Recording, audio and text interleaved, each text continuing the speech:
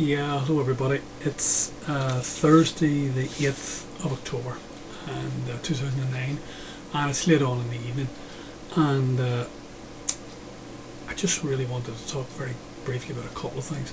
First thing I wanted to talk about was John O'Donoghue's thing, this man who's a County Corla, the man who's the Speaker of the House, or down in Leinster House, down in Kildare Street. And I'm sure the vast majority of people must be stunned at the fact that these men, these politicians, they obviously read the newspapers, so they obviously know what the feeling on the street is. They obviously must read the letters, the newspaper, the letters page of the newspapers. So I just find it extraordinary that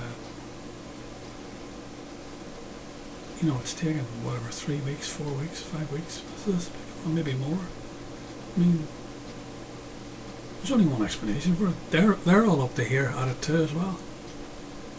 I'd say the majority of them are. Certainly in that Fianna Fáil party anyway. And I've no doubt in that Fine Gael as well, that Fine Gael party. I don't know about the lefties and the Labour Party, the so-called lefties. I don't know about them, but I'd say some of them are at it. So it's the only explanation. There's no other explanation. These people are supposed to be the arbiters of our morality and our ethics. That's what they're supposed to be. They're the guardians of our morality, our social morality, and our political morality. And they let all this go on. Anyway, they say, I don't know whether there's going to be any outcome to it, they say that the Greens will be forced to make a big decision at the weekend. I don't think the Greens give a flying shit. Listen, the way it is, when you lie down with dogs, you get up with their fleas. And they've lain down with these dogs, these running dogs out of Fianna Fáil, and they've got up with their fleas. Big time. Big time. I don't believe they're going to do anything. They'll cling on to power and hold on to power as long as they can. Anyway, I want to put up an interesting article from Tuesday's London Independent.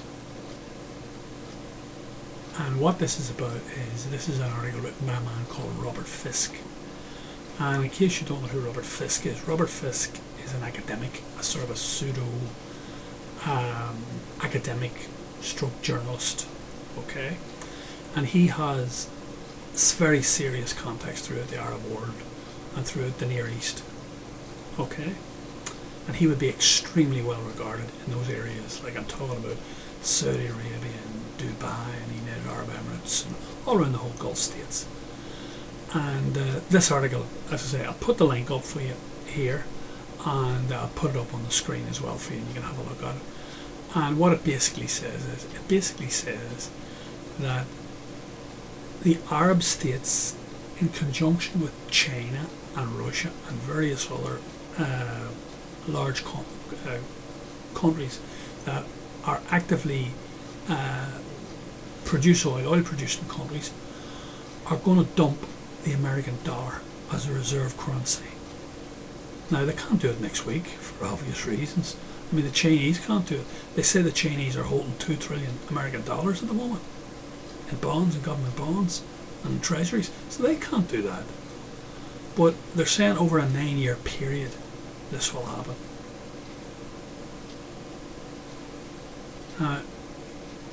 Normally if I read an article like that, I would attach absolutely no importance to it, because I would say this is just somebody flying a kite or whatever, or somebody just... But when it's somebody like this man Robert Fisk, you have to pay big attention to it. And I think he was given this information deliberately. And I think it's a flag waving exercise. And if it comes to pass that it is true, I think the ramifications for the world will be enormous. You're talking about America. America is the biggest political power in the world. It's the biggest economic power in the world. It's the biggest, above all else, it's the biggest military power by far. And they are not just going to stand idly by and let their currency collapse. I can assure you of that. I can assure you of that. And the ramifications for the world will be enormous if these oil producing countries press ahead with this, because they will waken a sleeping giant. And the level of morality that the Americans have when it comes to looking after their own interests, this is a massive imperial power. I would like us to believe it's not, that it's the great republic, and it is a great republic, but its external policies are a disaster. They're a total disaster. Think of Iraq, think about Afghanistan, think about all the countries, think about even when you go back to Vietnam. I mean, the whole thing is just bizarre. It's a bizarre country. But they know no one in the world is going to challenge their reserve currency. Of that you can be assured. Anyway, I can't do nothing about it, and you can't, but I'm just bringing it to your attention. The other thing I want to say is there's lots of talk on the internet, lots of talk on all the blogs about the fact that the Bibi Netanyahu, who is the Israeli premier, that he went to Russia to meet up with Putin and the little prime minister there, and they were trying to get them to stop selling these long-range surface-to-air missiles to Iran.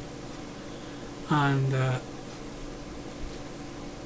just shortly after that, then we have the G20, and all of a sudden we have Brown and Obama and some of these European heads all waving these bits of paper saying that Iran has nuclear sites, hidden nuclear sites.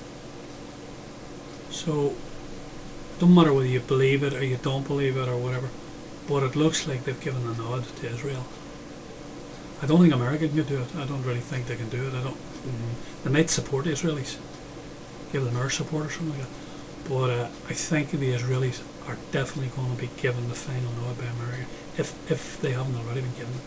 So I think I'd certainly say within the next 2 months, 10 weeks, they will attack Iran. I don't know what the fallout's going to be. It sounds like, doom and gloom, but history repeats itself time and time and time and time again. Now, I don't know why that man went to Russia, that Netanyahu man. He's a complete militarist. He had a leading position in the Israeli Defence Forces, this guy. He is the guy who is his military advisor is a complete spacer and has arrest warrants all over the world out for him. And I don't know why he went. I don't understand why he would go to speak to the Russians, because the Russian situation would be like, it would be a political policy with them. They're going to supply the missiles to Iran, and that's it. But I think the whole thing just reads very, very bad. And as I say, the whole internet is abuzz with it, and you've only got to go and look through the blogs, and you can see people talking about this. And anybody who's an historian, it just repeats itself, history, and we're witnessing it in slow motion, except none of us can do anything about it. That's all. But I pray that it doesn't happen. But unfortunately, I think it will.